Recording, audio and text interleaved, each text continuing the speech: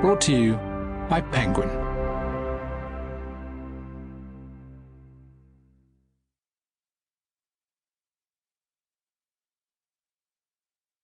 Bodies by Jed Mercurio. Read by Ingleby. Part 1. The Killing Season. Like the stars, these ideals are hard to reach, but they serve for navigation during the night. Ideals, the Oxford Handbook of Clinical Medicine. 1. The Interior. Leaving behind the outside world, I turn off the perimeter road, and on the 1st of August, I pass under the metal arch of the hospital gates. Ahead, towers of concrete and glass carve blocks out of cloudless blue sky under which I'm swallowed into a city within a city, with its own speed limits and language and even its own weather. As I enter the building, my reflection slithers over panes of glass. Windows reframe the sky into blue squares, while my heels click on hard, flat floors and echo off corridor walls. The air turns dry and sterile, and as I burrow deeper into the hospital, it cools to a constant 21 Celsius. Sunshine fades to a trickle, then in its place, humming strip lights burn. Bracketed to a high white wall, a sign throws down directions for wards and departments.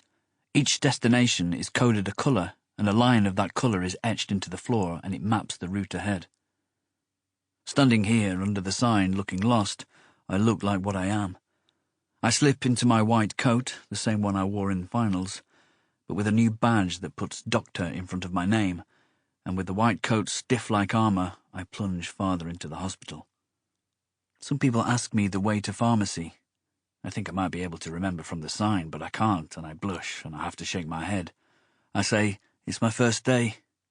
They laugh. It's a nervous laugh. If a doctor doesn't know the way around his own hospital, then maybe there are other things he doesn't know.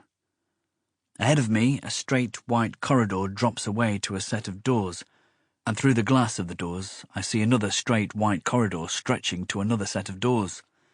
I make out a third straight white corridor, and altogether the corridors and the doors are an ever-diminishing series of arrows pointing me deeper in, and I feel like I'm falling. I'm falling through layers of brick, concrete and glass. In the weatherless vaults of corridors and stairwells, outsiders dwindle. Here come only the sick, those who love them, and those who look after them. From the perimeter road, I've travelled inwards 3/4 of a mile. This is the interior. On my home ward, I meet the SHO. Rich is mixed race with light brown skin and pale eyes, tall, with wide shoulders and hair razored to stubble. He says, "At 10 there's an induction seminar for new housemen," and then he gives me a list of jobs. Word spreads that the new houseman's arrived. The nurses stack in front of me a pile of drug charts that each contains a patchwork of boxes for me to fill in.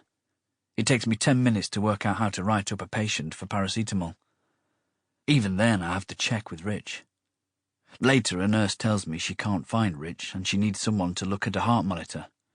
I stand at the foot of a bed, and in it lies an obese man whose body smells of sweat and skin creams. Mysterious shapes float across the monitor's black screen. As I struggle to make sense of them, my heart rate outruns the patient's. I turn to the nurse. I open my mouth, about to confess I'm worried, so we should bleep someone more senior, when she says, "Oh, it's fine, he's stopped doing it now." She pats me on the arm. "Thanks," she says, and then she goes. I glance at the monitor, but to me it still looks the same. I smile a nervous smile, and then I leave the smelly fat man to return to my list of jobs. At 10 to 10, the time bomb strapped to my body goes off at last. I shudder. It could be anything. Anything at all they want me for. I read the 4 red numbers displayed on my bleep's LED, then with my thumb, press a button to cancel the beeping, but it must be the wrong button because the sound continues. I try all the buttons, but the beeping won't stop. In the end, I give in and dial the 4 numbers on the phone at the nurse's station, with my bleep cycling through chorus after chorus of beeps and people looking at me to switch it off, and me acting like it's not me at all. No, the noise must be coming from somewhere else. At the other end of the phone line, a casualty nurse tells me they've got a patient for me to see. I find Rich and tell him. Sample complete. Ready to continue?